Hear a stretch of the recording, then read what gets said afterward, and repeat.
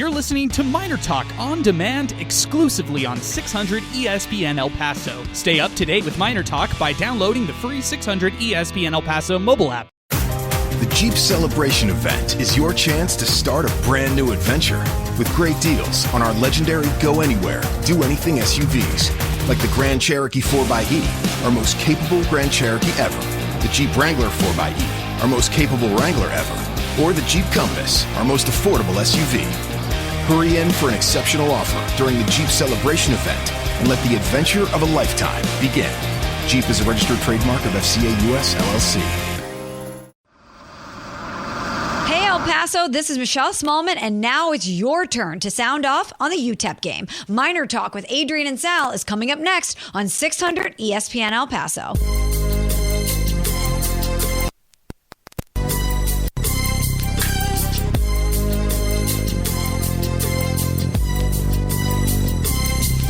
As I walk through the valley of the shadow, in my life, there's nothing left, cause I've been blasting and laughing so long that even my mama thinks that my mind is gone. But I ain't never caught didn't deserve it. Me be treated like a punk, you know. I can tell you this, guys. The phone lines for MinerTalk in El Paso after this game are going to be lit up for a good reason. There hasn't been many of those here lately. And that's how we start the show here on the program. MinerTalk is live. Along with Sal Montes, the co-host of MinerTalk since day one here on MinerTalk. Along with Alberto Reta. He's been over year one here with MinerTalk. And then George Guajardo, he's done more than one of these shows. So that's our squad here on the program today. The Miners did what I thought they would do, and that's win in the first round of the Conference USA tournament. No one told me about the Ahmad Bynum situation. That's where we start today's show. Ahmad Bynum, dismissed from the team, did not make the trip with the squad to the Conference USA tournament in Huntsville, Alabama. I'll say this. I mean, I've been pretty plugged into a lot of UTEP news lately, and if you've run into me, I'm not afraid to tell you what that news is. But, I've found a lot of things out about this squad over the last couple weeks, and they kept this one about as tight-lipped as possible over the weekend, and I like that. That's a reflection of this team, man. I mean, if something's going on in your locker room, you handle it in your locker room. You nip it in your locker room. And then outside the locker room, you go out there with confidence, and you go out there and try to win games and play basketball and do what you're supposed to do in this sport of college basketball. And that's the reality the UTEP's looking at right now. They played with joy. They played with excitement. They played like they didn't lose the last 7 games coming into this first round. And yes, it is against a losing record team in Sam Houston State. It is against a team who today shot 2 for 19 from the perimeter. But the Miners needed anything. I mean, they could have beat Northern New Mexico. Yeah. They could have beat the University of Oklahoma Science and Arts. Like, it didn't matter. They just needed confidence. And I like the mantra, don't let us win one. Don't let us win one. And that's the mantra. That's the motto for this squad going into the CUSA tournament. Sal, I'll open it up with you by simply asking, is it fair that we bet a MinerTalk tattoo without knowing that Ahmad Bynum would no longer be with this squad and there'd be a little extra juice to them this tournament? Oh man, if we take a time machine and go back to that point, we might feel better about that bet. But hey, it was fresh energy. It was like a rejuvenated team out there, so to speak. They played really solid. What I like too is just kind of watching them. Various possessions, whether they're on offense or defense, guys are on the right spot. They're in the right place, and the ball just happens to bounce their way. Tonight as well, and they took advantage of it. So I want to add to that tattoo point, Adrian. I think we had mentioned that with each win that goes, the tattoo doubles in size or something like that. Oh, we did. And I was the one who even came up with that idea. Who's the genius who thought this out? I was thinking there's no chance. No way. I hope they posted this like billboard type of material. And maybe that's why we got the shout out today on the ESPN Plus broadcast. But Alberto, George, you two are next to me. And I'm the one freaking out. No one heard the MinerTalk mention. After you heard it, what was your initial reaction? We were all in complete disbelief. We couldn't believe it. Hands up to our ears. We were like, oh, my God. So we all had to bring out our phones and check it on ESPN Plus to make sure it was true. Yeah, and it was. I was very appreciative of Matt Warner. I think he was the one who shouted us out. Paul.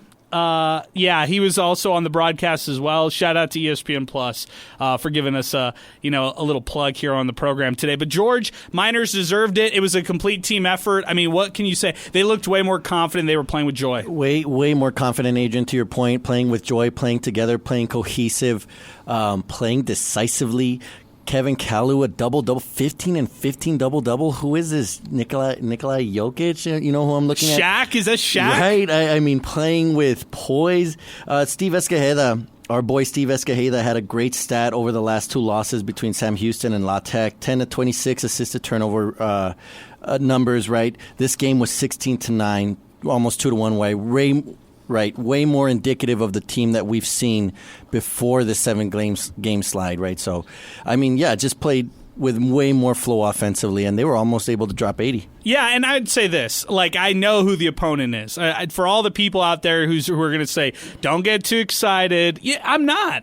This is what I kind of thought about, And shout out to Ruben, who was there today at the District West as well, and Tristan Pence, who was there, with his family as well. Big shout out to those two. But Ruben says, okay, I'll admit it, or I'll say it. Congratulations to UTEP basketball on the win. #that's all.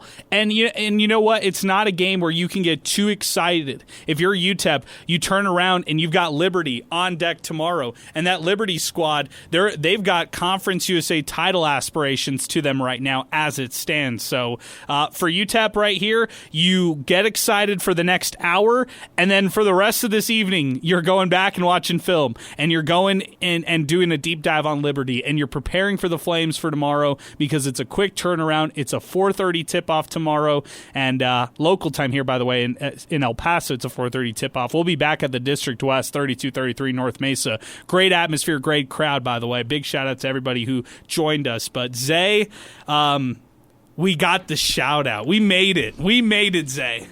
Yeah, and, I was watching the broadcast. I had one ear in, one ear out. I had music playing in the background. I was chilling at home, right? And, in the side of, I turn, I'm not even paying attention to this game anymore. I know UTEP's going to win. I'm scrolling on Twitter, and I hear MinerTalk, and I'm like, is the wrong broadcast? Do I have John on? Yes. Is John on in the corner? Yes. So I have to rewind ESPN Plus, and I hear it, and I'm like, oh, wow. So I rewind it again, and there's a video on my phone of me reacting to it. It was just sick. It was awesome. It was a great show. I take away all those things I've ever said about ESPN Plus just because of this moment. I was wondering, does Matt Warner have read receipts on? Or does he have any receipts of us tweeting? Because I've tweeted some mean things about ESPN Plus. I've said much worse on this show, but Sal, we have never minced words when it comes to ESPN Plus. That's why we listen to John Teicher and Steve Yellen. Yeah, and maybe it's bias as well. I still remember sinking. This is back when torrents were going crazy. I don't know if anybody under 20 knows what that means, but shout out BitTorrent. Anyway, what I'm getting at is I would have to, get the stream via those, right? And I would sync it up perfectly with Teish on the call. So all that to say, it's just all about Teish, man. And even if broadcast can have whoever else they want, a lot of people are partial to Teish, and for good reason, man. Yeah, definitely good reason for that. And hey, again, we're back at it tomorrow. The MinerTalk will continue at least for one more day. That's a guarantee. That's what we could give you, a guarantee. MinerTalk will continue tomorrow after the broadcast. We'll have countdown to tip-off here, 4 o'clock, 4:30 game, and then afterward MinerTalk. And, of course, we will be live at the District West, 3233 North Mesa, in case you're looking for a spot to watch it with other UTEP fans. Corey Camper Jr., 18 points today. He looked great. Kevin Kalu, George just mentioned it, 15 and 15. Solid performance. Barnes with 12. Otis Frazier with 12. And again, the stats don't mean anything to me. The fact that they were playing with joy, they had confidence, and they closed out the game. I mean, they were leading for a good majority of this game, and they closed it out. They kind of played how you remembered them, and that's why I have the tone that I have right now.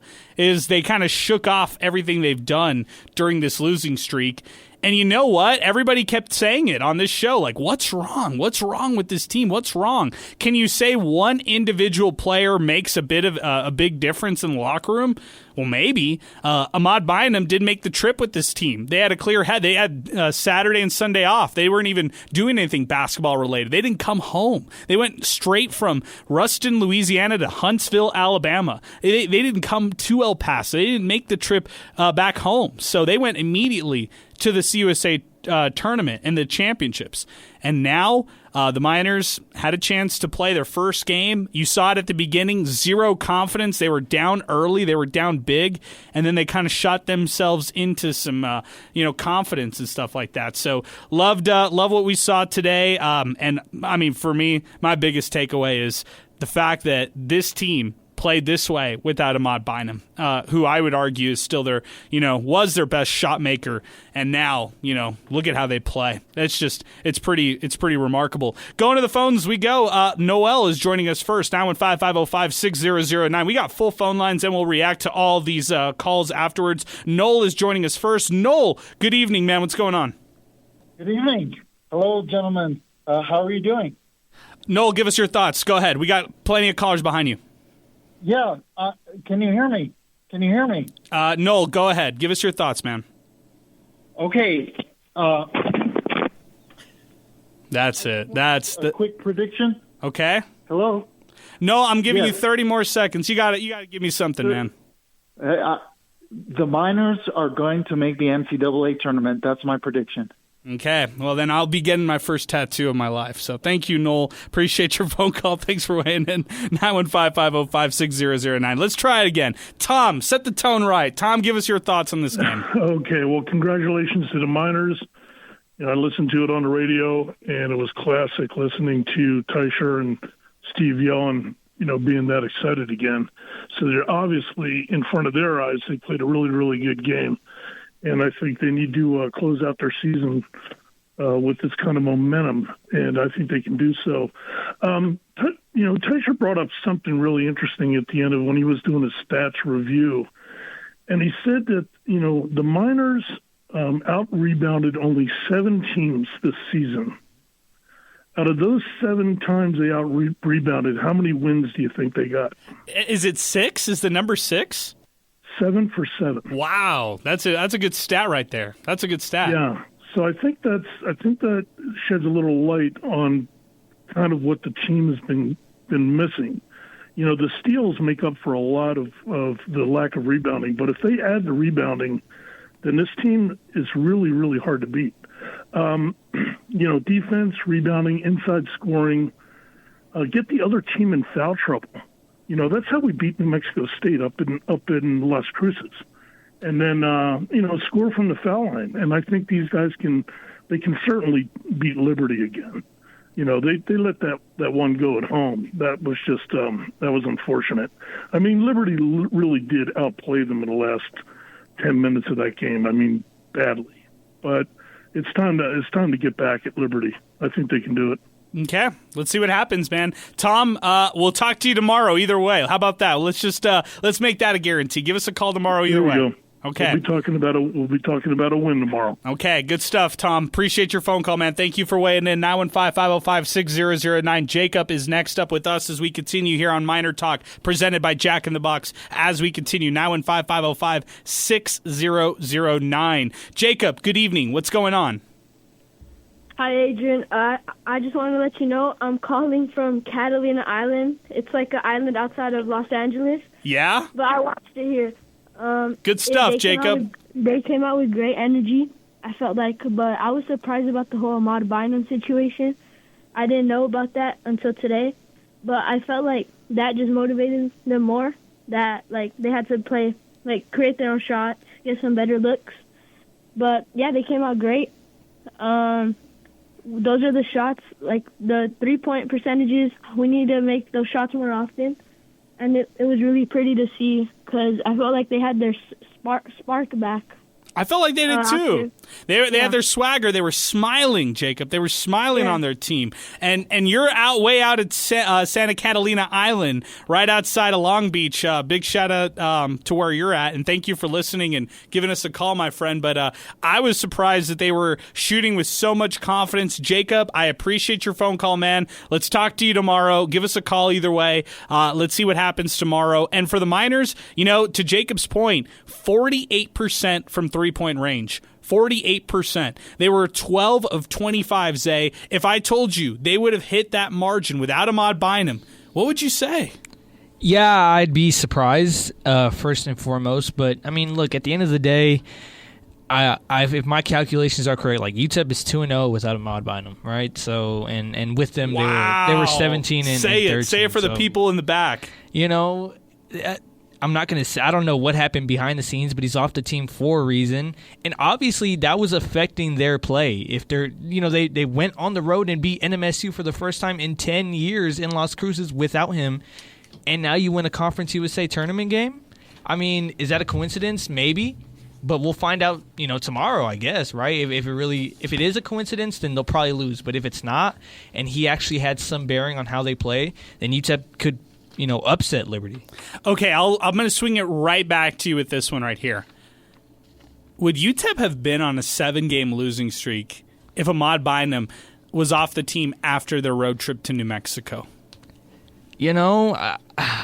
It's tough to tell, right? That's the million-dollar question. That was the first thing that I was thinking of as soon as they started to catch their stride at the end of the first half. I was thinking to myself, was this the reason? Could you have pinpointed this as the only reason that they've struggled over the last month? I guess it's the only logical reason, right? It's the only reason that makes sense and the only reason that you can kind of come to that conclusion because, I mean, when you put Ahmad Bynum in the equation, after he was suspended, they went 1-7, right? They only beat FIU. Versus, they've beaten NMSU without him, and now they beat Sam Houston without. I mean, it just makes sense to say that, they probably wouldn't have gone on a 7-game losing streak if Ahmad Bynum, didn't come back. Sal, I'm going to bring you in on this because how ridiculous does it sound when we're saying this? A guy who shot over 40% from three-point range, but they look better right now without him. I'll say this. It freed up a lot of opportunities for everybody else.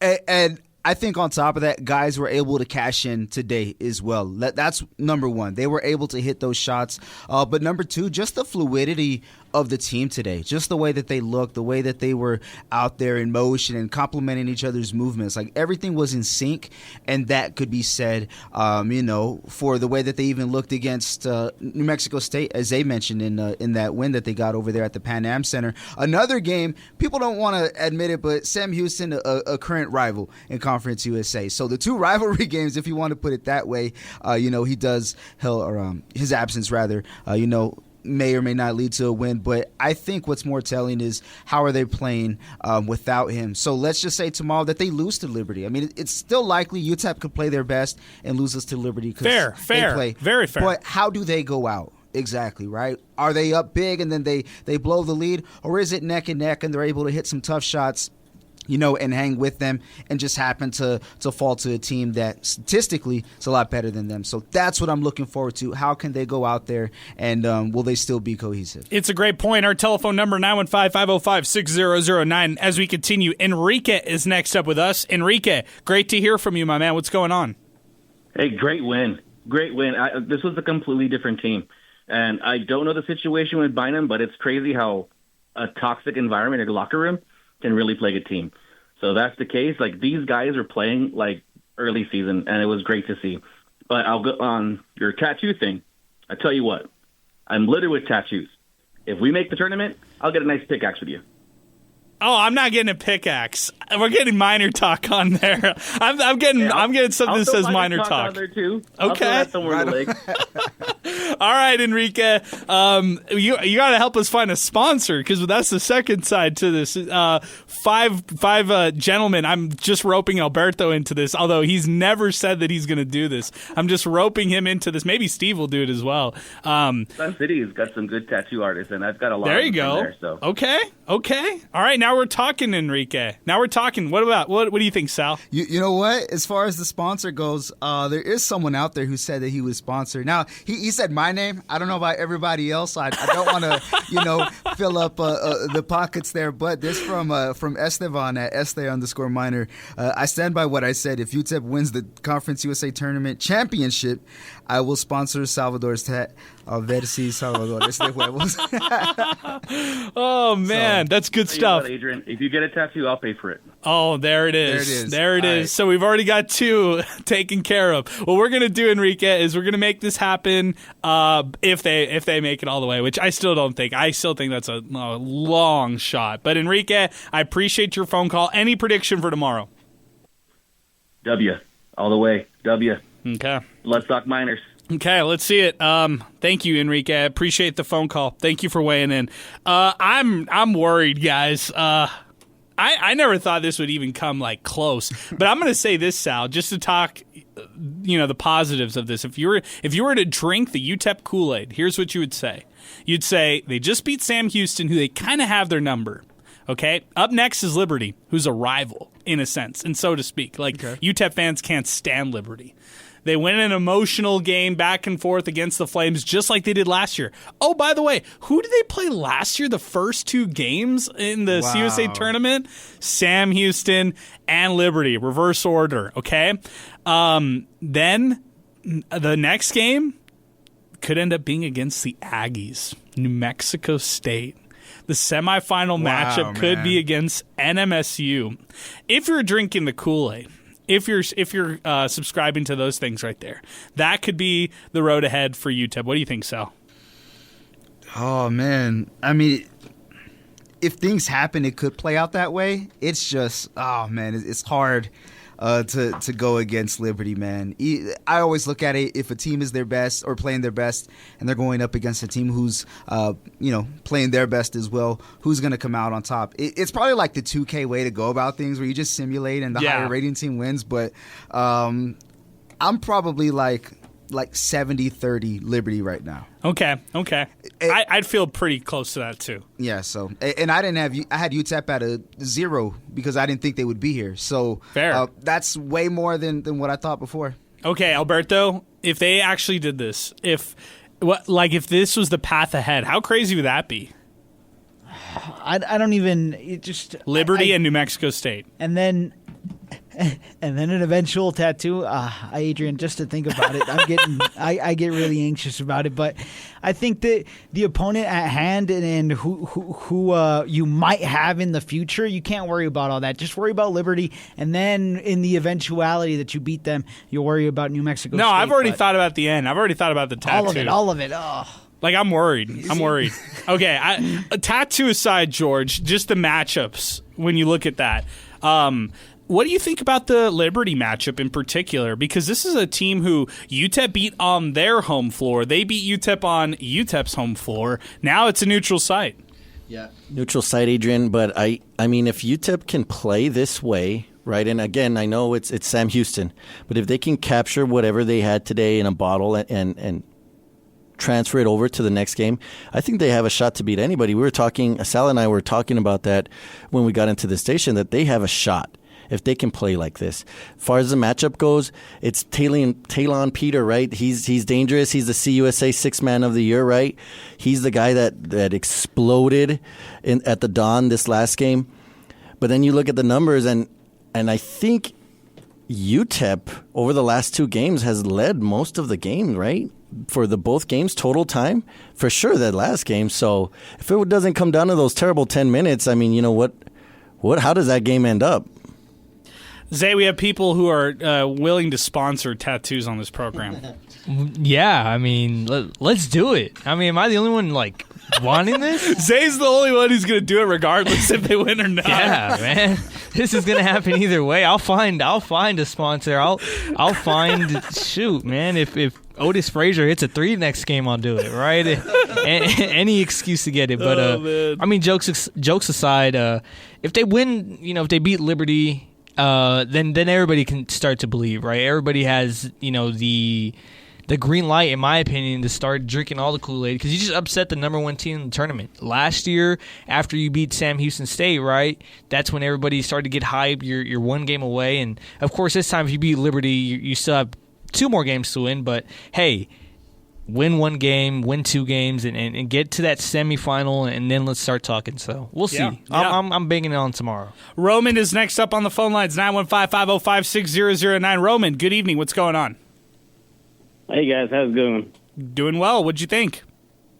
I thought that it was the vintage team for this year that we saw, that they were able to make some shots and play really good defense. I think the defense is pretty much locked down. I thought that was there.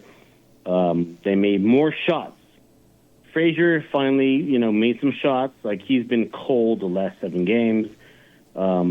I think that we have a really good chance at Liberty. We beat them. We beat them once already. My question, there's 2 questions, and then you can answer them, and then I'll be done here. Okay. But the first question is going to be, what happened to Bynum? Yeah. Number two, what did we do against Liberty that we beat them last game? Okay, good questions. Let's go with number 1. Hey, and Roman, I appreciate your phone call, man. Thank you for weighing in. 915-505-6009. We just opened up a phone line here on the program. 600 ESPN El Paso on Twitter and X. We see all the comments on Twitter and X, and we'll get to all of them here in just a little bit. Let's start off with the Bynum situation, okay? Number 1, he did not travel with the team on the road when they went to New Mexico State. That was all the way back on Saturday, February 8th. They said that right after that, I heard from a pretty credible source that Monday, right after that, he did not go to practice. And as things were kind of nearing the, all right, it's kind of, clock's about to strike midnight. Are you moving forward or not? And there was a pretty good heart-to-heart, and at least from the Bynum perspective, he rejoined the team and everything was okay, right? Like, Bynum comes back. They go on the road against Liberty. They go on the road against FIU, and they I'm sorry. It was a home game against FIU, and they end up beating the Panthers. Bynum comes off the bench in that game, and they end up winning that one 77-63. They end up losing the next 7 right after that, okay? So what from just the timeline perspective and just what we know as far as the timeline goes from UTEP, Bynum rejoined the team kind of like on a shorter leash. And throughout this whole final stretch, I don't think, both parties were on the same page. If you're Ahmad Bynum, you're wondering, well, why am I not, the go-to scorer? Why am I not the guy? And then for UTEP's perspective, they're going to be a team-led group no matter what. And that was a reflection of how they played today. It was a lot of balanced scoring, a lot of selfless plays on defense and stuff like that. I'm not calling Bynum selfish by any means, but you can kind of read between the lines. Look at what happened in the previous game against La Tech. Bynum doesn't play a second in the second half. A lot of frustration after that game. You heard it in the post-game show. You heard it, even going into the game, Sal. Yep. There was like that comment that was like, hey, I'm willing to pay for your flight right now out of pocket. I'm willing to send anybody home that wants to go home right now out of pocket. Mm-hmm. And that was from head coach Joe Golding. He said that pregame. No one decided to hit the plane. No one decided to go home. But maybe after the fact, that's where emotions kind of boiled over. I'm not sure. I don't have any clue. When everybody else found out today that Bynum wasn't playing, that's when I found out. My phone blew up right before the game started and said, hey, on the broadcast, they just said that Bynum's been dismissed from the team and he's no longer with the group. We find out that's the case, and he's not playing in this game, like literally right before tip-off. So that was the reality. Yeah. That's what ended up happening with all of this. And today, it looked like this team played a lot more free without Ahmad Bynum, Sal. Yeah, and maybe it's, or not maybe, but it is the first step in a new direction, right? Who knows how far they go without him, but for at least 40 minutes, you got to see like a different type of team out there. And I know that some people could probably say, well, what about the games that they lost when he didn't play in those final possessions? He wasn't even on the floor. It's not necessarily that. It's just the energy that's around there. And it was affected, whether it be one party or another. So you got to see a team, a completely different team who was energized in a different way, and it just so happened to work out today. So it's a tough matchup on the next one, but I mean that's a really good first step. We got Brian, we got Ed, and then we got King Eric joining us coming up next. But I want to answer that second question that Roman asked, Liberty. And I'll bring you in on this one, Zay. But what I can remember from that first game against Liberty, the Flames on the road, is it was as back and forth as it could get. In fact, you could make the argument that Liberty probably should have won that game. Liberty led 51-45 with 11 minutes to go in the game. In fact, they led 48-43 with 12 minutes left. So they had a comfortable lead, or they had a commanding lead on their side. And even when the Miners started to cut into that lead, the Flames seemed to, always clap back. It was the final 7 minutes in which the Miners hit some big shots. And let's be truth tellers here. The guy who ended up hitting the eventual game winner was Ahmad Bynum. So let's be honest when we talk about this game and how it was won by UTEP the previous time. Yes, Talon Peter killed it off the bench. 20 points against the Miners in when UTEP ended up winning in that game. Matheny had 17, but stats aside, that was kind of how the flow went, and the Miners ended up closing it out thanks to a late shot on their end. Yeah, it was Ahmad Bynum with the game winner, like you said. So you got to give him his credit, right? And that game you were coming off the embarrassing New Mexico State loss at home, right? Sold out.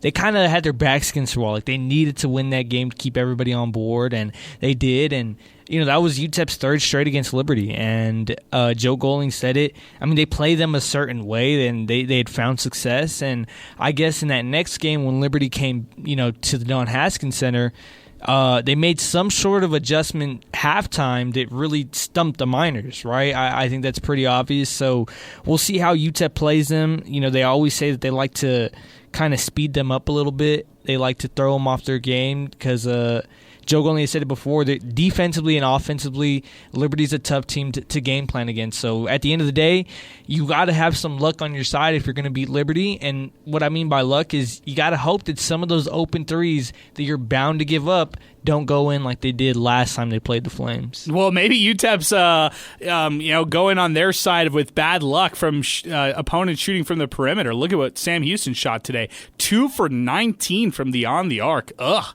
mean, that's why the Bearcats were out of this game, when it was all said and done. It probably should have been like a 79-74 game, but the Bearcats couldn't shoot at all in this game. So back to the phones we go. We got full phone lines. Brian's next with us. Brian, good evening, man. What'd you think of this game?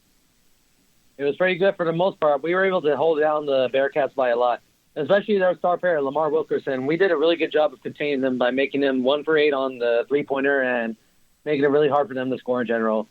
All I'm going to say is this.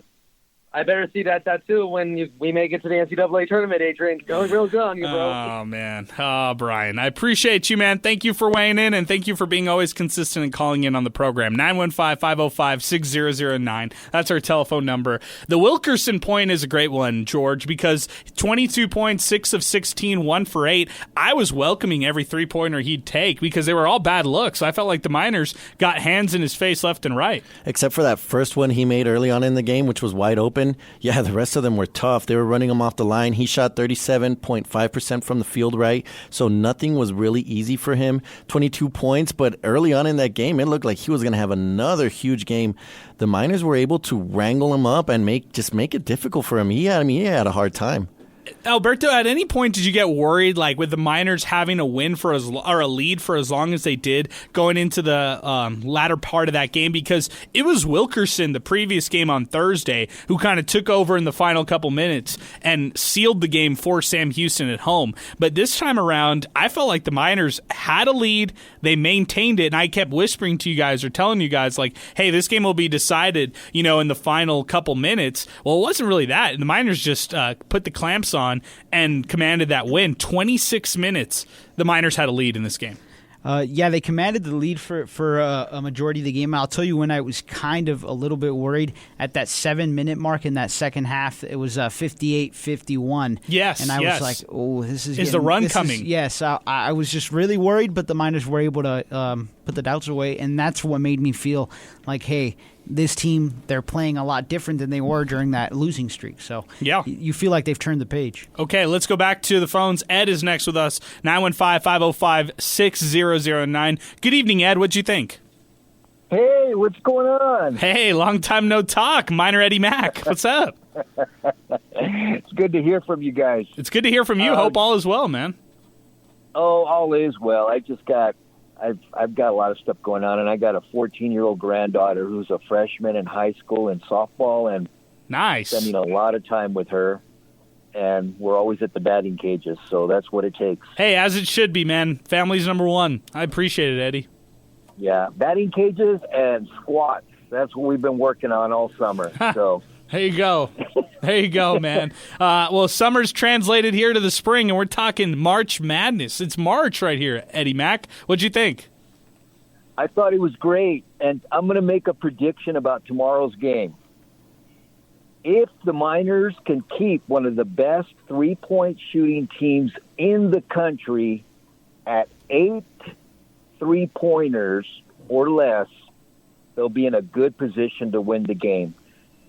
That's the key here for me, the defense and keeping them at 8 or less. That'll give them a good chance. The only exception to that is if they go into overtime.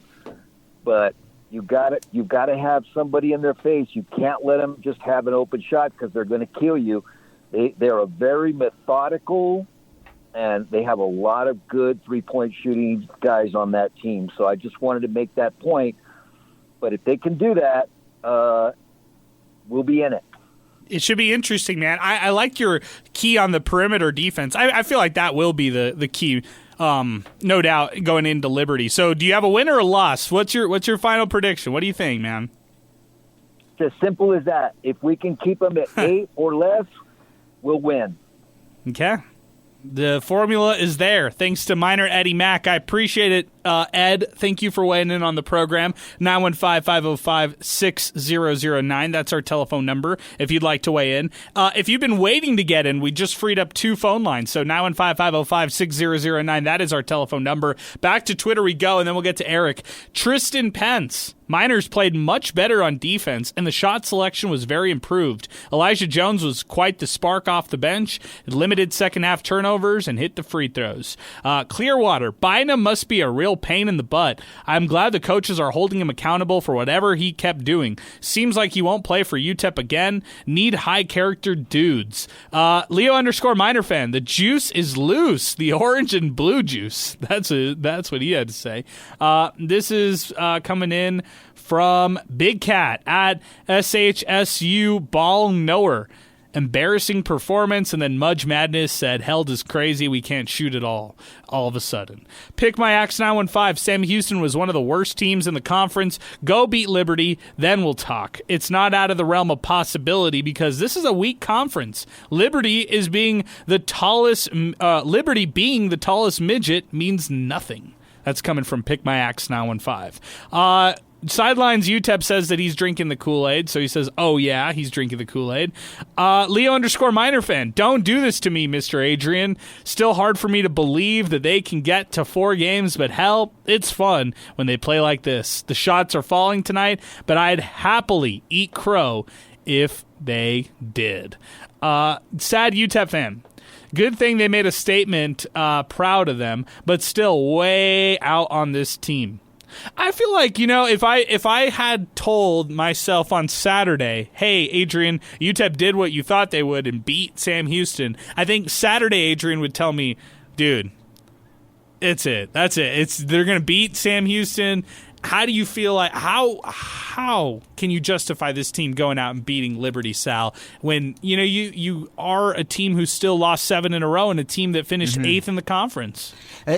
Aside from records, right, and stats and all that, it's all about how you're playing going into the tournament, and Liberty's playing the best basketball pretty much out of everybody in Conference USA. There's some teams that may be some steps behind them, but Liberty, for pretty much all part of Conference USA, they've looked the best, and that's why they finished with the best records. So you're going up against guys who have been cohesive for a 3-month stretch. You're the Miners. You played good for 40 minutes.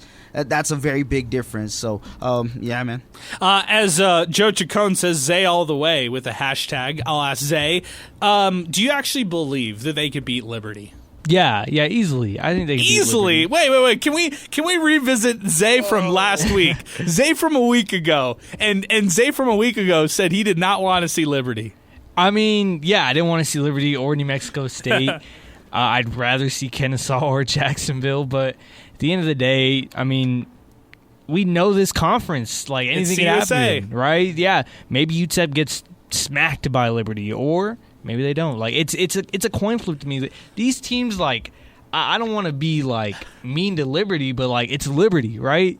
They don't strike fear in my heart as much, you know, when I see them on the court. When I see like 2 5'9" guards just chucking up threes, I'm thinking, hey, if they have a bad game, like, this is such a beatable team. So at the end of the day, they are the 1 seed for a reason. They did get hot. I have to respect that. And obviously UTEP's the underdog, but I mean, I don't think UTEP's looking at this game either saying, oh, we're so scared of the Flames. No, I mean, they're going to have some confidence, and I think when you have confidence in March, anything could happen. Okay, you just talked me into the idea of, like, in warm-ups, right, in the layup drills and stuff like that. If I'm UTEP, forget it if I'm UTEP. If I'm just anybody, like if I'm a hooper playing basketball and I look on the opposite side of the floor and I see Cade Matheny and I see Owen Aquino and I see Talon Peter and I see Colin Porter with that stupid headband and I see Zach Cleveland, I'm not worried. Like physically, they're not physically imposing. Like, they're not the guys who are going to, like, look at you and totally, like, scare you or completely take your confidence out of a game. They're going to shoot lights out and then take your confidence that way. But physically or just on, like, right off the cuff, I mean, these are just a bunch of guys who, Sal, if I saw these guys in a rec gym, I'd say, you know what, I've got a chance. Not knowing anything about these guys. Oh, man. They're the type of players who will say, I see you looking at me, but don't worry. Don't look at me. Look at the ball go in the hoop. Like, that's what it's supposed to do, right? And I do it more than you. That's pretty much who they are. Like, the silencers. I can't stand them at all. Just so obnoxious, but they're damn good. I mean, that's exactly why they have the record that they do. Yeah. I'll say this. It happens at times, like when you're about to play pickup and you look over to the other side and you're like, we can take these guys.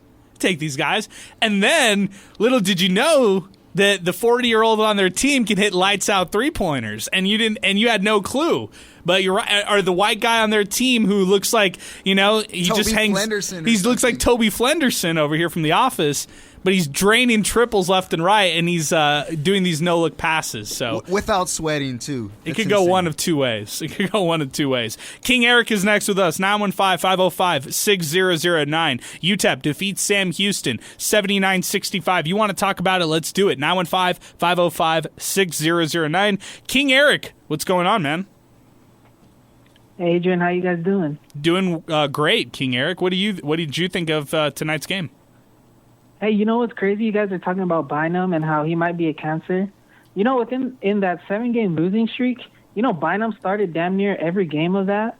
I mean, I'm not saying it's a coincidence, but I want to look at that. I do want to look at that number. That's interesting. Like, think about it. Devin Barnes got benched. Bynum started essentially every game, and they kept losing. You had said earlier that Bynum, you wouldn't say Bynum's necessarily selfish. I would disagree on that just because of this. You look at his game, and he creates a lot of his own shots, and he keeps the ball essentially way too long, and he takes that step-back three, and it's either money or it's going to miss when there's like 12 seconds left on the shot clock. That's selfish basketball. I don't care who you are. You could be Steph Curry. That's selfish basketball. Man, we shouldn't play together then. That's for sure. I'm just kidding. Because I'll chuck some of those threes without looking at my teammates. That's for sure. I mean, they always say if you're open, take the shot. But he doesn't get open, and he doesn't necessarily create his own open shot. So it's like, what are you doing? I mean, I've always said that they match up really well against Liberty. They play a defense that, I mean, it's hard-nosed defense. It's in your face. Obviously, they got to contain Talon Peter. He's going to be a bucket getter. I mean, it's easy to say on paper, but it's hard to do once it actually comes to that. Yeah, I think tomorrow, I don't know. It's tough for me to say if they'll win or not. It's tough right now. It'll be interesting, man. Hey, I appreciate your phone call, Eric. The stat is pretty solid as far as Ahmad Bynum starting in these last 7 games. Take away the first 2, right? Because the first 2 were fresh off the first 2 losses of this losing streak for 7. Those 2 were fresh off of Ahmad Bynum's suspension, right? Like those are the first 2 games off of his 1-game hiatus against New Mexico State. For the last 5 games, so if we take out those 2, for the last 5 games, Ahmad Bynum started 3 of those 5. So do we take anything out of that right there, George, as far as him starting? Hard to say that, right? Back to King Eric's point, yeah, he's a black hole, though, offensively. Those shots are going to go up. I think he averaged 0.9 assists this year.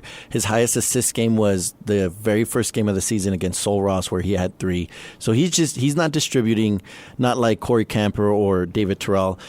But then again, it was his role ever to distribute? Maybe right? not. Right. Maybe not. And he did his job. He shot 44% from the 3, which is what UTEP was looking for after having, struggling from that part of the court last year. So I don't know. It's hard. It's really hard to say right now. A lot of it's speculation. Zay, I'll let you weigh in since you're the fantasy basketball owner of Ahmad Bynum here among us. How will we remember his career at UTEP? I think we'll have to, unfortunately, remember it by the end of how he finished off, but he'll go down as a person who was a top 60 three-point shooter in the country, 43% from beyond the arc at UTEP. Yeah, when I think of Ahmad Bynum, I think of one of my first favorite UTEP players was Keith Frazier. I mean, he was pulling it from the logo, and he was draining it. And, he was just – there's so much about him. Even though that team was bad, he got kicked off the team. He left the team. He was suspended. I was waiting for that. I was like, when are you going to get to the real part of this?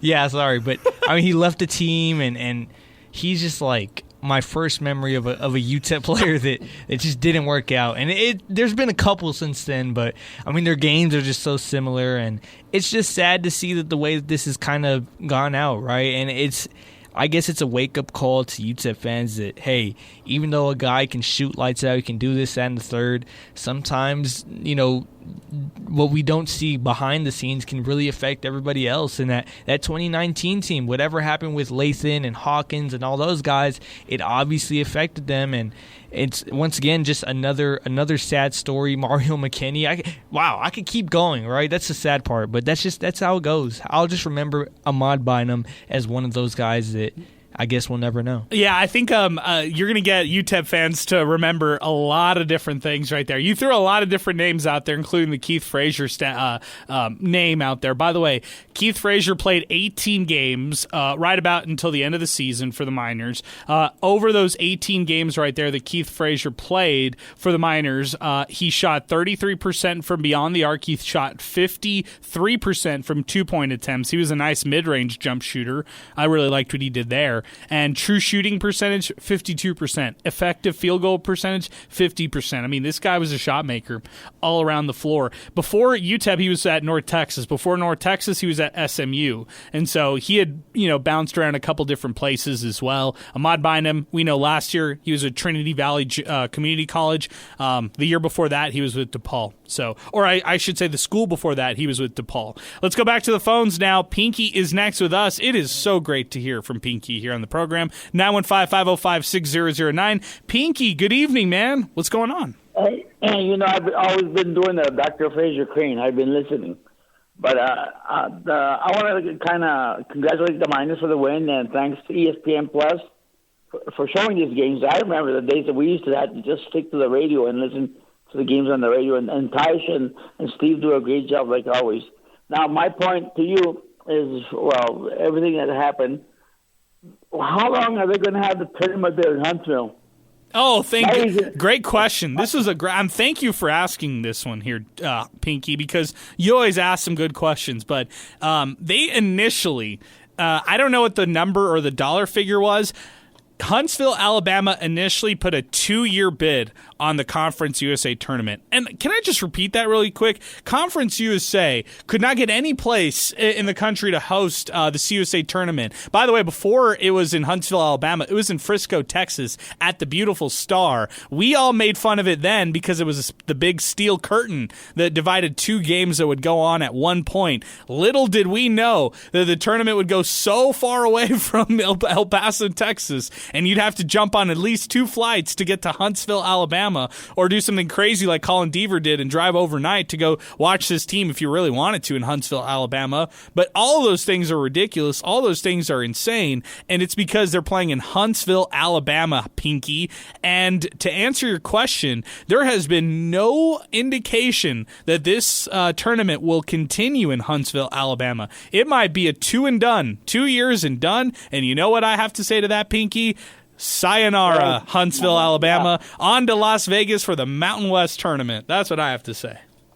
Hey, my question. It's hard to get there as it is. I've been there once, and I said I'm never coming back. But when Pash made the announcement of only less than 1,000 fans for that game, shouldn't that tell you something? At least we could go fly to Dallas and go to the Star and watch them play. And the thing is, Pinky, that's more than all the fans that go to these Conference USA games, anyways. You know, like none of these these programs have fan bases that actually draw significant crowds, anyways. Oh, there's nobody in Huntsville. There's no college. The closest one is Jacksonville State, and that's about 170, almost 200 miles from there. And then how many people are actually going to Jacksonville State games, right? Like UTEP fans are real pissed off about their fan attendance, and look, they still lead the league in attendance, which is ridiculous. Well, I've been there all these years, so to me it doesn't bother me. I'm going anyway, regardless who's there or who's not there, and everybody knows that. But that's my point. My point is they need to change the venue so it can people more accessible to people. They can go out like on the weekend or something like that. Agreed. Take a couple of days off. Take a couple of days off, go watch the games, and come back. Can't wait for Vegas, Pinky. We'll see you there 2 years from now. Book it. Book the trip. Appreciate it, Pinky. Thank you for weighing in on the program. 915-505-6009. Hunter is next with us. Before we get to Hunter, I'll mention this, okay? This is an economic impact report by Rocket City that has garnered plenty of praise for the city of Huntsville in Madison County, quote unquote. Get this, guys. The Conference USA men's and women's basketball championship led the way in Huntsville with $3.2 million in economic impact, according to the past report from AL.com. Sal, I guess that's a good thing for Huntsville, right? Not a great thing for everybody else in the league. It's so tough, man. I mean, it basically comes down to, does that $3 million or 3 point whatever mean more to Huntsville, Alabama than let's just throw a number that's slightly higher, $4.1 million to Ruston, Louisiana? You know what I mean? Like there's so many different questions that could be asked, but just kind of looking at the landscape of it, as of right now, because it's going to change, pretty soon with who is it, Delaware or I forgot whoever. Yeah, Missouri, Delaware and Missouri State. So the point still stands there. Those teams are teams from other states as well, 2 separate states. There's only one state that has 2 teams, that being Texas. And guess who they were? The teams that played today. UTEP is closer to an out-of-state team. I know it's New Mexico State, but, this is crazy all around, looking at it across the board. My mind is about to bust just looking at all these little logos in different states. Yeah. Like, what is the travel mileage between these teams? And the geographical differences couldn't be crazier. It's 3 time zones. Are you kidding me? Oh, and I see in this article, the funniest thing in this entire article is Judy McLeod, who is the great commissioner out of Conference USA. She says something like, "Oh, I'm so excited because Kennesaw is a 3-hour drive from Huntsville, Alabama. Maybe we can get some more fans." Wow. It's like these people want themselves in their own conference to be taken seriously. This is why, Judy. These are one of the many reasons why, Judy, that you're a one-bid league.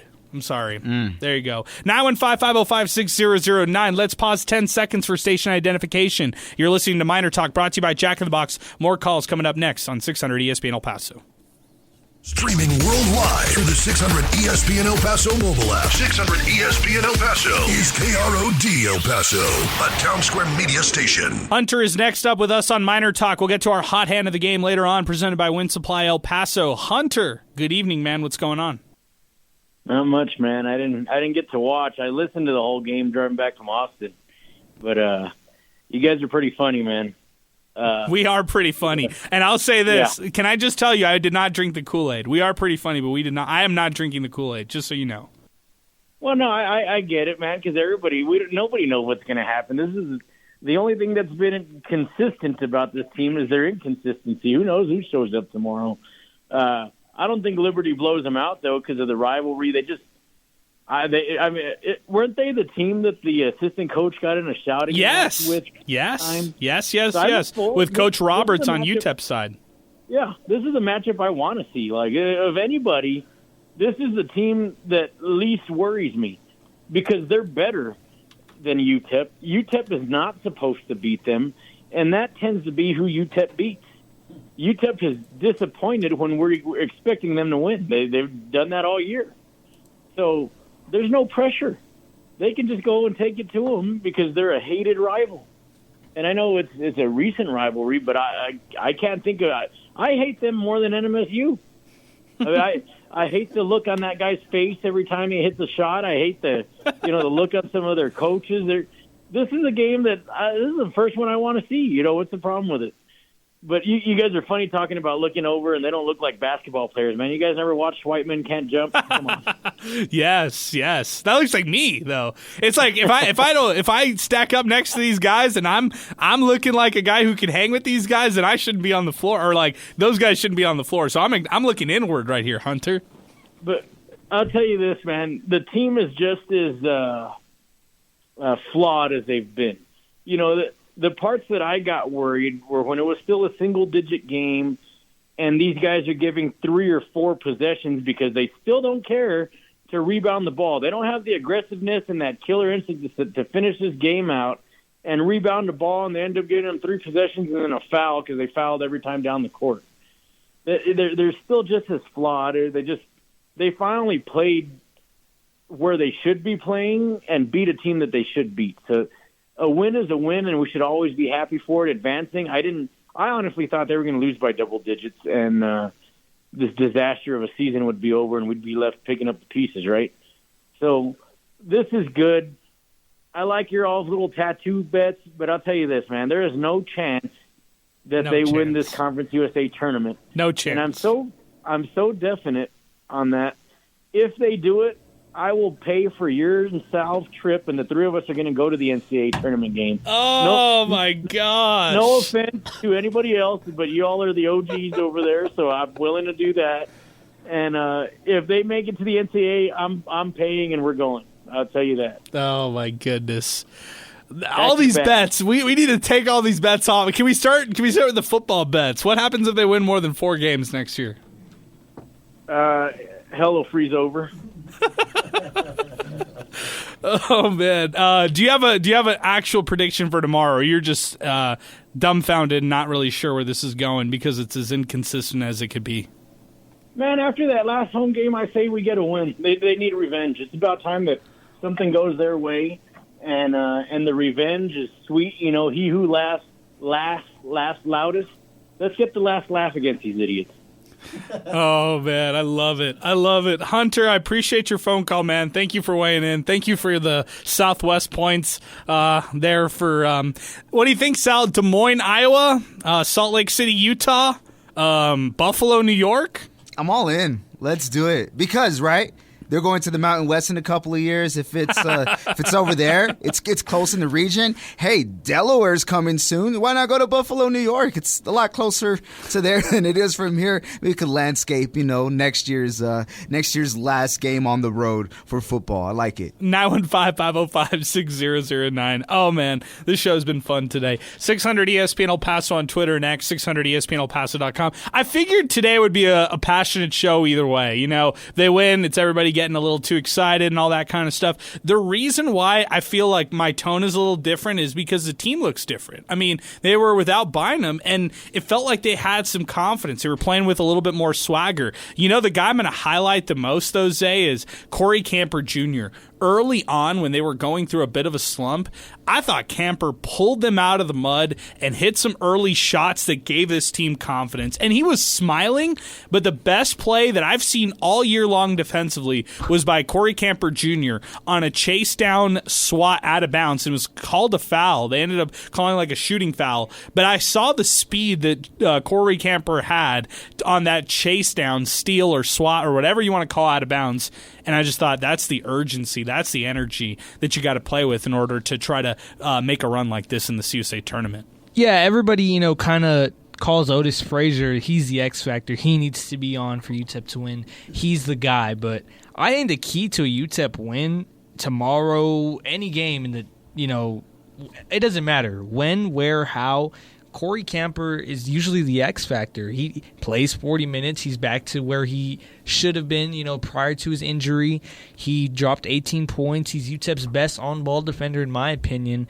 And, they need his energy. They need him to be on, and they need him to be on especially against Liberty, right? He needs to be able to use his 6'5" stature against the smaller, Liberty guards and the size that he has on him. I think, between him, Devin Barnes and David Terrell, no disrespect to those guys, but he's the guy that I trust most to get a post bucket against a smaller guard. Yeah. Those post-ups, they worked in the past against Liberty. They need to work again, and I really, really hope that Corey Camper is able to have a big game against Liberty tomorrow, because if he's not, I don't see UTEP winning that game. Yeah, and he's got to take more than 4 free throw attempts, too, to your point. Like, if you're going to go down there and you're going to get dirty in the paint, if you're Corey Camper Jr., draw those fouls, because he's automatic from the free throw line, too. So, like what you had to say there as far as him being an X factor going into tomorrow's game, I think that's valid. And he played all 40 minutes on whatever kind of injury he's on whatever kind of percentage he's on, all 40 minutes for Corey Camper Jr. I like that in a big way. Let's go back to Twitter and X. 600 ESPN El Paso on Twitter and X. David Corral Jr., congratulations, but this Jekyll and Hyde act needs to stop. This is coming in from Sidelines at UTEP Sidelines, our pal. You all are the true goats of the town. Daniel Gonzalez, I never doubted this team, which is hilarious because he's been a funny troll on Twitter and X. Tristan Pence, UTEP controlled the tempo of the game and got back to playing solid defense. The Miners have proven to match up against the Miners have proven to be a matchup nightmare for Liberty. That's what Tristan said. The Miners will need to keep up the solid defense and guard the heck out of the three-point line. Gotta love the ESPN shout-out to MinerTalk. Thank you, Tristan. Tristan came over, and he and his wife came over and said congratulations on that MinerTalk shout-out afterward at the district, so I appreciate them in a big way.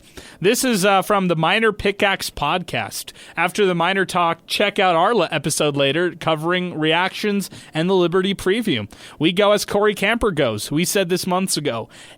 Once he got his high ankle sprain, he's back? We'd like to think so. Okay, good stuff, the Miner Pickaxe. Appreciate it. This is from Edgar Montiel, one of our pals. I called it, just kidding. I didn't see this coming at all. Just when I thought I was done, they go back and suck me back in. Let's go, UTEP basketball. Nice shout out to MinerTalk during the broadcast. # don't let us win one. Okay.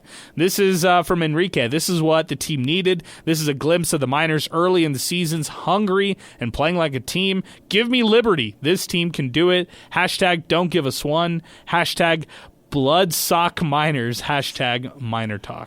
Okay. Last one. Pick my Axe 915. Since Corey Camper got hurt in January, the team's performance plummeted. Maybe he got healthy. I think he's the best two-way player on the team. Kind of like what Zay was saying right there. Good points.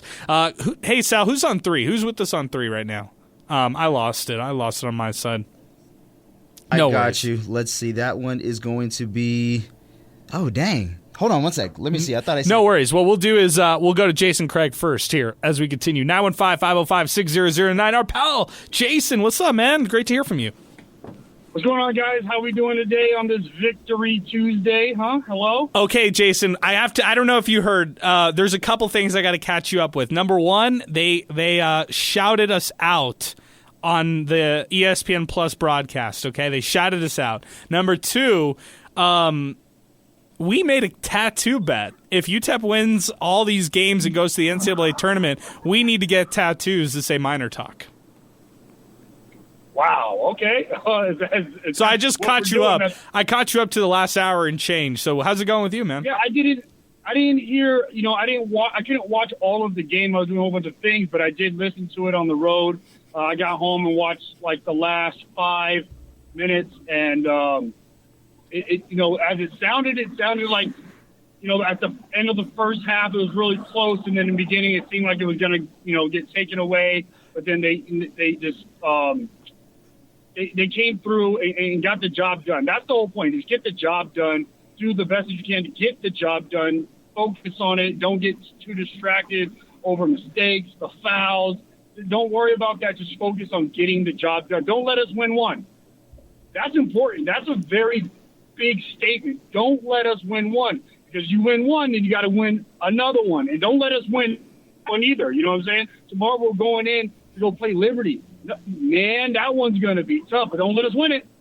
Don't let us win it, because then it's, you know what I'm saying? Like, man, I'm really excited.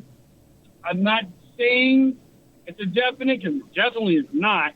You know how this team has been the entire season. It's been like how the games have been playing. You got to start off real, real hot, and then second half you kind of just plummet down. So let's keep the foot on the pedal. You know what I'm saying? I'll ask you this: you've seen Liberty in person. Do you think UTEP can beat them? And how much do you hate Liberty?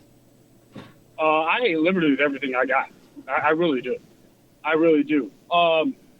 We can beat Liberty. We can. It's just, with Camper being back out, that's going to add so much more for what we need. We can beat them as long as everybody's heads in the game and smart plays. Foul trouble, I feel that's always been the issue, and just little mistakes. But as long as we keep that mentality of, I really want to, put this on and just win one. Just keep winning one. Okay. That's all you got to do. Just keep win one. We'll see how it goes, man. It's going to be a fun one for sure. Jason, it's great to hear from you, man. I appreciate you as always. Always, guys. I'll see you guys around. All right, man. Be safe out there. We'll talk to you soon. That's Jason Craig joining us as we continue. 915-505-6009 as we continue. 600 ESPN El Paso on Twitter next, and 600 ESPNElPaso.com. A lot of tweets to still get to. Our program is still moving, man. We are here for a late night here on Miner Talk. It's been fun. Nathan is next with us. Nathan, good evening. Thanks for waiting with us. What's going on? Hey, how's it going, Adrian? Nathan, I'm doing all right. How are you? Good. I want to give a shout-out to my homies back in El Paso, Big Cat and Jesse, and the girl I knocked out about last year this time at the district, given a full timeout. Oh, my goodness. Oh, my goodness. What are you talking I'm here in about? Oklahoma What are you now, talking about? I think tomorrow the way UTEP wins is by a hot start and good defense. Today could have easily gone a different direction if we didn't hit those 3 threes in a row. Down 10, it gets out of hand. I think if they can put together good defense for 40 minutes, I think UTEP has a good chance. But if they let Liberty go on a 10-0 run, it's going to be really tough to get back. The scary part about Liberty is you can be up 10, you could be down 10, and they get hot, and it's over. Like, it's over either way. Like, you could be up, you could be down, it doesn't matter. The last time we played them, I felt like both the games were about 70s, right? Mid-70s, low 70s scores for Yeah, both that's teams. correct. Both of them, yeah. The other one, UTEP couldn't get to 70, but yeah, to your point, yes. Yeah, so I think that's the key, is that we can't let them shoot a high percentage, and we got to play good defense. I'd like to see a game that's in the 60s. It would be great to see us shoot it well and them be off the mark, but I think we just got to to avoid the 10-0 runs and just kind of battle back and forth. Yeah, we'll see what happens, Nathan. I appreciate your phone call, man. Thank you for weighing in. 915-505-6009. Good phone call there as far as the thoughts and the analysis on the Liberty side of things. I mean, they could go lights out. They could hit some big shots. They could really distance themselves. I'm talking about the Flames.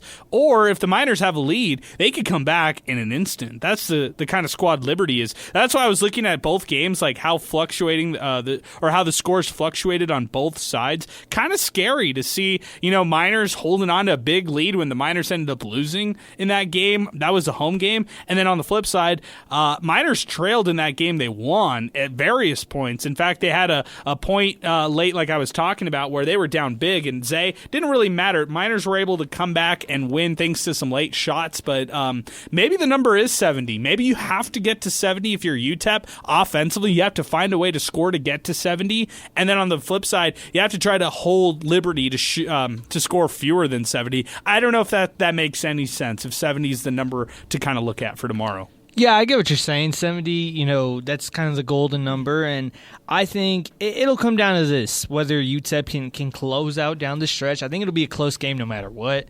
There's obviously going to be that Liberty run where Matheny or one of the short guys hits like 3 straight threes, and it's like, oh, whoa, right? So you're going to get punched in the face a couple of times. You're bound to. How will they get up? How will they respond? And we'll see. I mean, this team, they need to be the tougher team. In those 7-game losing streak, not a single game were they tough. They were not tough. They were not gritty. They just had no heart. And I know that's like the easy way to say why you're losing 7 games, but it's the truth, right? Yes. They were not the tougher team. They need to be the tougher team. Joe Golding stresses it. I'm stressing it. I know they're probably not listening to me, but if they are, they need to be the tougher team. Yeah, it's totally correct on that one. Back to the phone, or I should say 915-505-6009. That's our telephone number if you want to weigh in. 600 ESPN El Paso on Twitter and X if you want to weigh in that way. Let's go back to Twitter next. We got a bunch of tweets to get to here on the program. 915 Miner Den. They probably would have won a few more without Bynum. Their defense is great without Bynum, but I also think the key to their season was Corey Camper going down against Jacksonville State. If he doesn't get hurt, they probably win that game, and who knows what happens after that. Rick Valava, dude, I'll get a tattoo too. All right, we're taking receipts, Rick. I had to bookmark that tweet right there, because if we actually have to go back and do this, we're coming back at you. Joe Chacon, good intro music today.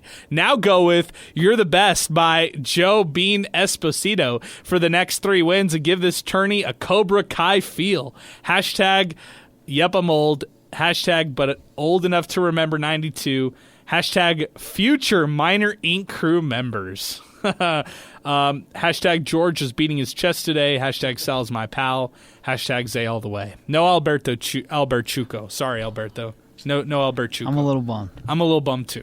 Actually, you did on the second, on the follow-up. Okay. It's not impossible. Wow. Go back and find what worked the first time. Hashtag, where's the love? Hashtag, my tweets matter. Hashtag, reppin' from El Chuco now. And the last hashtag, Albert Chuco. There you go. Wow. This is the text truth. You have now hit the big time. Do you guys, I feel like we've hit the big time since they shouted out Miner Talk. Most definitely, I think so, yes. I think we can now get a little verified badge or something like that. I don't know. 915 Sun City Caper. Bynum is Mario McKinney 2.0. Difference with Mario McKinney is he was out mid-year. And, didn't rejoin the team mid-year and beyond. So that was the difference there. Mm-hmm. This is from actually, I read this one already. Let's go to a couple other tweets that happened a little later here in the program. 915-505-6009. This is, oh my goodness. This is Mr. E. Maybe Bynum was a cancer to the locker room. Looks like a different team today. UTEP is not the usual number 8 seed at the moment. Let's beat Liberty, a.k.a. UTEP. Hashtag MinerStrong. Pinky, I forgot to tell you, after the mention of Miner Talk, I got 3 texts from old U.S. Air Force friends that were stationed in Holloman Air Force Base, and I brought to Miner games. They were asking about Miner Talk and how to listen. They got the app, and they're now listening. Thank you, Pinky. Pinky's growing the listener audience. Appreciate you. Appreciate the listening audience, too, by the way, here on the program. 915-505-6009. A couple other tweets to get to, and then let's close this one out because we got tomorrow. We're like, we can't be like UTEP today. Give it all today and then not be ready for tomorrow, Sal. Real quick. We also got a sponsor for Alberto's tattoo. Somebody said they would pay for Alberto's? So Brian at ELP_Brian, I can't wait to see those tattoos if UTEP goes dancing. LOL, and then hashtags. Sal is my pal, Zay all the way. Shout out to Joe Chacon for the inspo, but. Pinky replied, I'll pay for Alberto's. He is smaller and thinner than the Chunkies and less ink. Costs less. Oh, Alberto, you've not committed either way. And I'm not there's no forcing. I have to do it. If they go dancing, I'll go inking. I don't know. I'll get a tattoo. There we go. I mean, hey, it feels miles and miles away. What are you, a squid? You're going to go inking? Yeah. I'll go sit down, you get little a tattoo. octopus. I'm not looking forward to it. It might even hurt. You got to join the Navy now, squid. Yeah. Oh, man. Zay, how are we going to do this? Zay, you're the youngest of all of us. Are we okay with all of this? Why does nobody want to sponsor me? I'm shorter than Alberto. I'm skinnier than Alberto. Come on, man. Am I going to have to do this myself? Yes. Anywhere. You guys can choose where you want to put it. Oh, man. You want to put it on my face, right here on my cheek? No. No, don't do that. No. We wouldn't let that. The further you go, the further they go. Oh, man. Maybe we have to do this on the calf, Sal. I don't know. Maybe we're going to have to do this on the calf. We haven't really talked about this. Yep. We're going to get, by the way, all the sponsors out there and all that. We're going to get a place, like a tattoo place, who's going to say, this is awesome. We're going to sponsor this. We're going to get somebody like that, okay? And I appreciate everybody chiming in. And I appreciate people like Hunter willing to pay the flight credit for us to head out to the NCAA tournament. So good stuff. This is from Delusional Cade McConnell fan. Sam Houston bozos. Burners have paid the price. Hashtag MinerTalk. Felt like the burners went quiet today. Sal? Yep. Yeah, no, there were a lot of birders out there who didn't have much to say today. Definitely did after Thursday, and when you win, you win. You can do what you want. But I saw a funny meme. I can't remember who put it out, but they said, you know what, UTEP may have won, but Lamar Wilkerson got 20 plus. No UTEP player cracked 20, and then somebody replied with the meme, and they were like, it was like a frog inhaling copium. Zay, I got to bring you in on this because the burners from Sam Houston have been loud all year, and when it matters, they fell. Yeah, I mean, I feel bad, right? They're at least they're active on Twitter. When I joined X or Twitter, that was like 2020. I mean, there was like no Conference USA Twitter. Like the Conference USA Twitter was trash. So I'm just glad that the community is growing, and even though they're very annoying, they're pretty like bad tweets. Honestly, like they're not even funny half the time. I'm glad that they exist, and I feel bad because we've all been inhaling the copium at one point. So. Oh, there you go. This is from UTEP Milkman here on the program on Miner Talk. Great game tonight, Miners. I think the Kool-Aid drinking will only commence after a win against Liberty tomorrow. Tomorrow we'll know if this was just a fluke. Hashtag Miner Talk, hashtag picks up. And I just want to let everybody know I'm picking Liberty tomorrow. And I don't feel good about it. No one's going to like that kind of stuff. No one's going to want to hear that stuff. But it just is what it is. And I think Sal's kind of leaning that way, too. I don't want to speak for you, Sal. But I've got the Flames tomorrow. You know what? I'm going to make my prediction based off of history. So I'm going to go back to last year. And it's not so much that they beat them in the tournament. It's that UTEP won, then they lost, and then they won. So it's basically a redemption factor. So going back to last year, they lost, and then they lost, and then they won. So based off of that trend alone, not off of history, and maybe just a little bit of sipping the Kool-Aid. No, I got Liberty too. Yeah, I was kind of waiting for that. I got scared, man. I was like, wait, hold on. Yeah, I get that. I get that completely. Joe Chacon sends us a picture of his calf. that is actually tatted with the pickaxe. So we joke about it, like calf tat for this, calf tat for that, and he's got the actual calf tag. You know what, Adrian? I got to correct myself. They lost in early February, then they won in March, and then they won in March again. But still, though, it didn't happen the way it happened last year. So, I'm saved. Okay, Joe Chacon's one of his hashtag is hashtag Zay don't skip leg day. Okay, well, Zay's in track, so he's not skipping any leg day. He's on it. He's on it. Let's go to the phones now. George is with us, 915-505-6009. George, good evening. What's going on?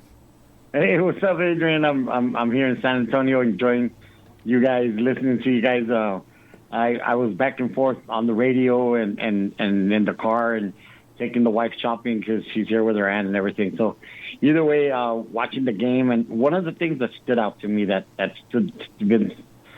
been puzzling me, but I finally got it. I finally put my hand on it, my finger on it. It whether Bynum was a cancer or wasn't, I saw this team play with a joy. They played with a togetherness, and they just looked comfortable in themselves. And those 3-pointers just flew, and they knew. They just had that confidence that it was going to go in. And whether they win tomorrow against Liberty, which I predict they can and they will, I have a feeling this team is coming back to their own. They just have to believe in themselves and be accountable for each other and just pick each other up the same way they did today. And I think this team is going to be all right. I mean, defensively, they did what they had to do against Sam Houston. I have a feeling that pep in the step is going to carry over, and that's what you need. You need that confidence. You need that love for your teammate, and that's going to carry over. I mean, this is a good win, but I mean, let's have them remember that they're not done yet. They still got a couple more games to go to go to the dance. They can dance. I do not have a doubt in my mind that this team can dance. They can dance. It's just a matter of playing together and not forgetting that person next to you. Yeah, you know who really helped with that today was David Terrell Jr. I mean, I'm the captain of the fan, or I'm not the captain, but I'm like the treasurer of the David Terrell Jr. fan club. His mom's the president, founder of the fan club, but I'm in that group. I'm a member, a treasurer, a person on the executive director board, whatever you want to say. But I'm a big fan of David Terrell Jr., George, and I think he was the one who was helped distributing a lot of those passes today. He ended up with 7 assists when it was all said and done, 3 turnovers in this game. But I thought David Terrell Jr. helped set the tone offensively to kind of make everybody play together. Yeah, Adrian, you're absolutely right. 7 assists to 3 turnovers, really good ratio. But we've seen this before from him all year, right? Him stuffing the stat sheet in that sense with the assists, the rebounds, 2 rebounds. But I just thought he was aggressive. He was getting in the paint. He was looking for his open teammates. He was creating open looks for guys like Trey Horton, right? Guys like Baylor Hebb, guys like Elijah Jones, who really feast off of those good, nice looks that he creates. But not just that. I mean, the intensity defensively. How many steals was he involved in? At least 3, right? He had 3 steals, but he was handsy with the ball. He was all over, smothering these Sam Houston Bearcats guards, and that's where obviously Coach Golding wants to see the intensity, and it led to a lot of good looks offensively for the whole team. Oh yeah, it did, and I'd say for him to just set the tone that way, it was a difference maker. George Galindo, I appreciate your phone call, man. Thank you for weighing in here with us. 915-505-6009. I'm sure we're going to talk to you, George, tomorrow. That's for sure.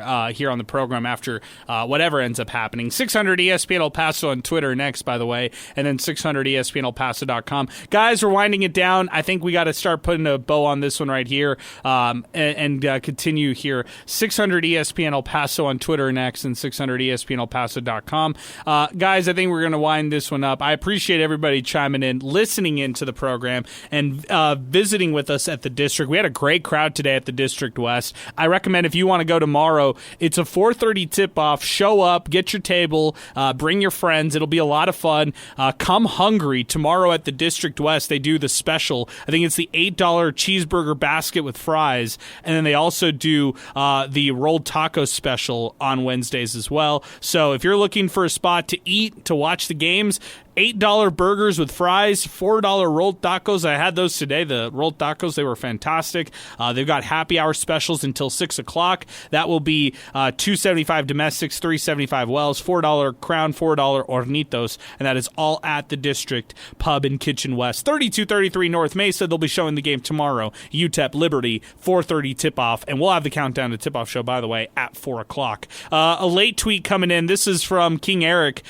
He asks, where were the Derek Hamilton minutes?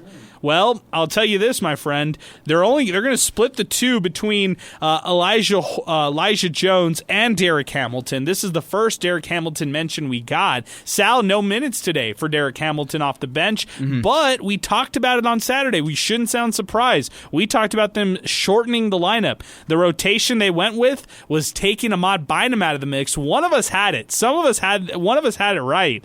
Not necessarily playing Ahmad Bynum in the mix, and it ends up being Baylor Hebb, Elijah Jones, Trey Horton off the bench as their 8-man rotation. Yeah, and 5 guys registering 30 minutes or more. Somebody registering 40 if you round it up. And Tyson mentioned it, Camper playing like 7 seconds less than 40 minutes. But along with that, though, Adrian, not too much foul trouble in terms of the bigs. When you look at Kalu, only 3 fouls to his credit. And guys who came in off the bench were able to stay relatively disciplined, or not relatively, really disciplined at that. So foul trouble, not too much of a thing for the Miners. They didn't have to really go too deep in the lineup. Plus, guys were playing well aside from the foul trouble. Yeah, I'm with that. I'd also say, like, the spark that Elijah Jones brought, 5 points in 9 minutes off the bench, might not need anybody else. Like, might not need those Derek Hamilton minutes as you might have thought you would have. Like, I think those minutes would have just been split up between Elijah and Derek Hamilton, and instead you got the best of what Jones could offer. So I think I'm okay with it. And then tomorrow they could throw out some new players, like KJ Thomas could get more minutes tomorrow. You could see more minutes from guys like Derek Hamilton. So let's see if that ends up being the case tomorrow, where they're going to have to dip a little deeper into their bench. Another one, Joe Chacon, on a serious note, anyone take a breath.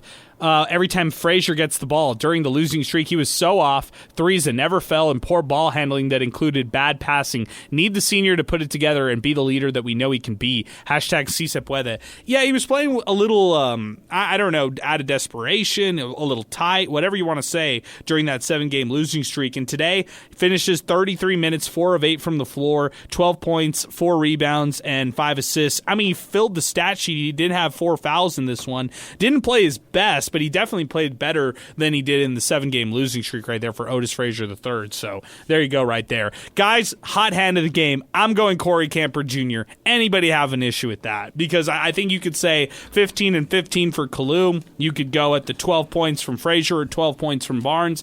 I just love the Corey Camper Jr. game. I'm giving him the hot hand of the game. What do you all think?